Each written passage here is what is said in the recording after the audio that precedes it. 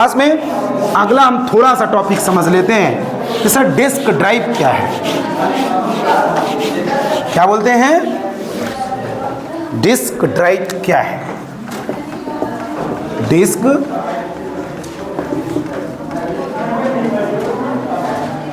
क्या है? Disk drive, disc बोलो, ड्राइव बोलो, या आप चाहो तो मेमोरी भी बोल सकते हैं। डिस्क बोलो, ड्राइव बोलो या मेमोरी बोलो। आपने इसके पहले कभी डिस्क सुना क्या? डॉस सुना, डिस्क ऑपरेटिंग सिस्टम। ड्राइव सुना? हाँ, चलिए छोड़िए, ये दोनों नहीं सुने, ये सुना?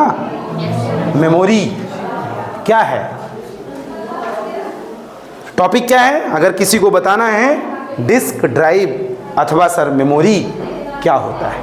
वैसे अगर मेमोरी को ना बोला जाए तो बेटर होगा, सीधे डिस्क ड्राइव को समझे तो सही रहेगा। जब हम डिस्क ड्राइव को समझेंगे तो हमको मेमोरी समझना ही पड़ेगा, ये प्रायोरिटी के साथ है। तो मैं कहूँ मेमोरी क्या है? डिस्क ड्राइव को समझने के लिए सबसे पहले क्या समझना जरूरी होगा? हाँ, मेमोरी।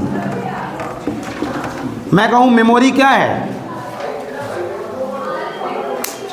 हाँ? हाँ, एक ऐसा स्थान जहाँ पे चीज़ों को सुरक्षित किया जाता है, उसे सर हम क्या कहते हैं? मेमोरी। अब अगर आप डिवाइस पे आ जाओ तो आप बोल सकते हो कि सर ये स्टोरेज डिवाइस होती है। कौन सी डिवाइस?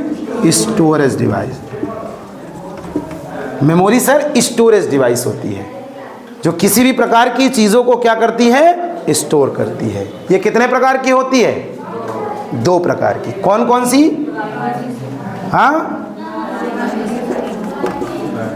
प्राइमरी और सेकेंडरी, प्राथमिक और द्वितीय। मैं कहूँ प्राइमरी मेमोरी को एग्जांपल क्या है? रैम और रोम। आगे पढ़ोगे आप। और सेकेंडरी मेमोरी का एग्जांपल क्या है? आप आ जाओगे तो हार्ड डिस्क। हार्ड डिस्क बोलो या ड्राइव बोलो, समझ गए? हार्ड डिस्क बोल दो, पेन ड्राइव बोल दो। ये कौन सी डिवाइस है? कौन सी मेमोरी है? सेकेंडरी मेमोरी है। अब इनको समझो, हमारे दिमाग में भी दो प्रकार की मेमोरियाँ होती हैं। पहली प्राइमरी, प्राथमिक मेमोरी जिसे कहते हैं। कंप्यूटर पे जाओ तो इसमें भी प्राइमरी, प्राथमिक, रैम और रोम। ऐसी मेमोरी जो वर्तमान में काम करती है। जैसे मैं कहूँ अभी हमने आपको पढ़ाया, कुछ समय बाद भूल गया, 2 मिनट बाद भूल गया, 5 मिनट बाद भूल गया। होता है कि नहीं होता? कुछ चीज़ें हैं जो फिट हो जाती हैं और कुछ चीज़ें भूल जाती हैं। 90% चीज़ें निकल जाती हैं लेकिन 10% चीज़ें फिक्स हो जाती हैं। तो जो प्राथमिक मेमोरी होती है वो वर्तमान में काम करती है, जो देखने या सुनने के बाद चीज़ों को भुलाने का भी काम करती है। ऐसी मेमोरी को सर प्राइमरी मेमोरी कहते हैं। आपके दिमाग में भी होता है ऐसा। और एक सेकेंडरी होता है जो स्टोर कर लेता, परमानेंट। चाहते भी हैं कि भूल जाए तो नहीं भूलता, हमेशा दिमाग में सेट हो जाता। नहीं होता? बहुत सारे शब्द हमारे दिमाग में सेट हो गए होंगे आपके। बहुत सारी ऐसे इवेंट आपके सामने हो जाते हैं जो भुलाने पे भी नहीं भूलते हैं। तो ये कहाँ सेट हो जाता है दिमाग में जाके? सेकेंडरी मेमोरी में। समझ गए? ऐसे कंप्यूटर में भी है। वर्तमान में जब आप कंप्यूटर पे काम करते हो, जैसे आप टाइपिंग वगैरह करते हो ना, उस टाइम पे कौन सी मेमोरी एक्टिव होती है? प्राइमरी। लेकिन जब आप उसको काम करने के बाद सेव कर देते हो, करते हो सेव, तो वो कहाँ चला जाता है? Secondary memory. तो प्राइमरी मेमोरी का एग्जांपल रैम एंड रोम होता है और सेकेंडरी मेमोरी का एग्जांपल हमारा हार्ड डिस्क होता है। और हार्ड डिस्क बोलो या ड्राइव बोलो। इतना समझ में आया? मेमोरी क्या है, कितने प्रकार का है, और सर ये एग्जांपल के साथ कौन कौन से हैं। तो अपन बात कर रहे हैं डिस्क और ड्राइव। डिस्क और ड्राइव सर ये कहलाता है हमारी मेमोरी का सेकेंडरी हिस्सा, जो चीज़ों को परमानेंट स्टोर करके रखता है। ऐसी व्यवस्था को सर डिस्क एंड ड्राइव कहा जाता है। और इसी पे एक एग्जांपल आप समझो डिस्क और ड्राइव का। जैसे मैं कहूँ कि आपके मोबाइल्स की कैपेसिटी कितनी है? 150 GB, 64 GB। चलिए 64 GB का उदाहरण ले लेता हूँ। 64 GB, रैम 8 GB या 4 GB।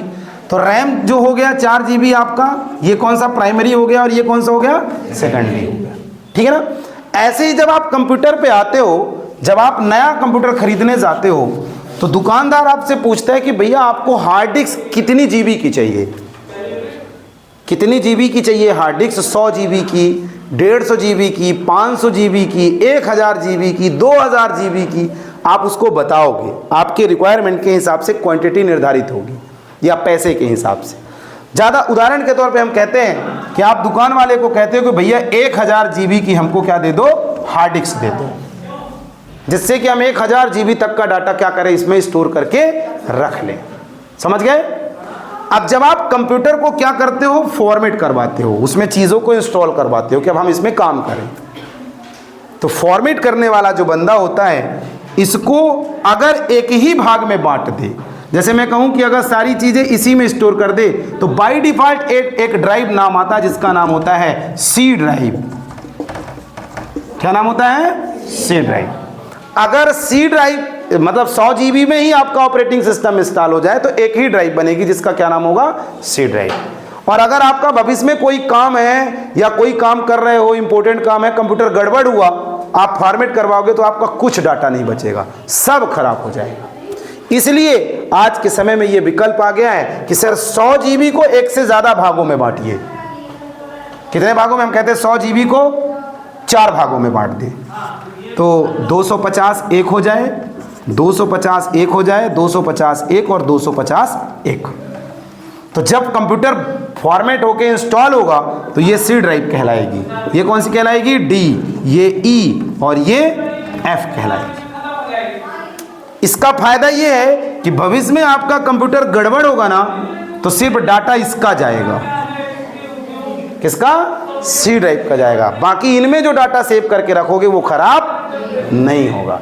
इसलिए हमेशा हम अपने हार्ड डिस्क को एक से ज्यादा भाग में क्या करते हैं, पार्टीशंस करवाते हैं। सर हार्ड डिस्क का अलग अलग हिस्सा जो पार्टीशंस में निकल के आता है उसी को डिस्क या ड्राइव के नाम से जाना जाता है। जैसे C drive, D drive, E drive, F drive, जितनी भी ड्राइवें हैं वो हमारे मेमोरीज का अलग अलग पार्ट है।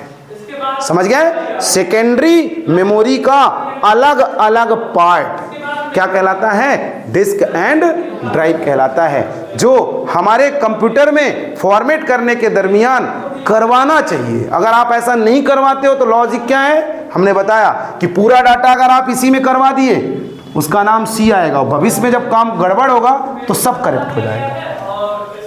तो आपको करना क्या चाहिए, क्योंकि जब ऑपरेटिंग सिस्टम इंस्टॉल होता है तो वो कहाँ इंस्टॉल होता है, आपका विंडो जो है ना, विंडो 10, विंडो 11 जो भी है वो कहाँ इंस्टॉल होगा। और अगर आप पार्टीशंस नहीं करवाए तो क्या हुआ, गड़बड़ हुआ कंप्यूटर तो सब चला गया। इसलिए पार्टीशंस करवाना चाहिए, और पार्टीशंस का जो हिस्सा होता है सर उसी को सी ड्राइव, डी ड्राइव और ई ड्राइव के नाम से जाना जाता है। जितने पार्टीशंस करवाओगे उतने ही ये नाम ऑटोमेटिक सी से चालू होंगे बाय डिफॉल्ट।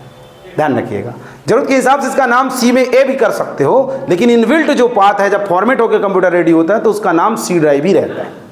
ठीक है, तो समझा आपने। डिस्क एंड ड्राइव क्या है, disk and drive secondary memory का एक हिस्सा है जो हार्ड डिस्क को जब एक से ज्यादा भागों में बांट दिया जाता है उसका जो नाम निकल के आता है सर उसे हम डिस्क एंड ड्राइव कहते हैं। ठीक है, हाँ बोलो। इसी सी ड्राइव के अंदर लाइब्रेरी होती है। हाँ बिल्कुल, इसी के अंदर, बिल्कुल सही आपने पकड़ा। इसी के अंदर हमारा, हमने बोला ना परिभाषा में लाइब्रेरी में, लाइब्रेरी सी ड्राइव का प्राथमिक हिस्सा होता है। हमने बोला एक जगह पे लाइब्रेरी सी ड्राइव का प्राथमिक हिस्सा होता है। अब भविष्य में आप पढ़ोगे कि सर लाइब्रेरी में हम फाइलें नहीं रखेंगे।